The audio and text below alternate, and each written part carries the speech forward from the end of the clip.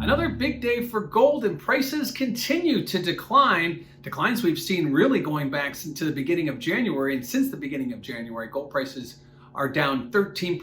Today we got as low as 1,700. That puts us as low as we've been since June of last year. So a big move continues.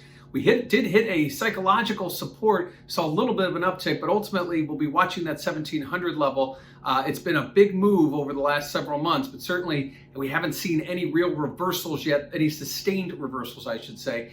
And right now, gold prices continue lower. The dollar was higher today. That didn't help. Likewise, those higher interest rates continue to steal some of the life out of gold. Likewise, we see Bitcoin now a big competitor as a store of value. So a couple of things working there against gold that haven't been there in quite a while. That's higher interest rates in Bitcoin, and certainly both are doing that right now. So gold prices continue lower, lowest since June of last year.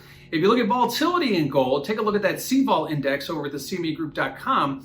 You can see that volatility really hasn't seen any big moves, despite the fact that we continue to see prices move lower. As we've seen this new trend form in, volatility has remained relatively flat. Yes, we've seen up days and down days, but haven't seen any big spikes higher like you would expect if you're seeing gold prices go down in the face of what the Federal Reserve is doing, keeping rates at zero and buying assets and debasing the dollar. And with 1.9 trillion expected in stimulus someday, it would seem that gold prices would be doing better. Add to the fact that there are inflation expectations on the rise, gold a natural hedge to that, you would think gold prices would be higher, and the fact that we're going lower would be going against the trend, but we aren't seeing that. So this push lower in gold, there's a lot of reasons why it's going lower and a lot of reasons why it could be going higher, but we just aren't seeing that yet. So volatility remains pretty much a non-event in gold, but check out that chart over at the CVOL chart over at cme.group.com. Lastly, let's talk about the speculators. Earlier this week, we talked about positioning, and we talked about how speculators have been exiting those gold longs. And you'd think at this point they might be getting ready to get back in and get long. However,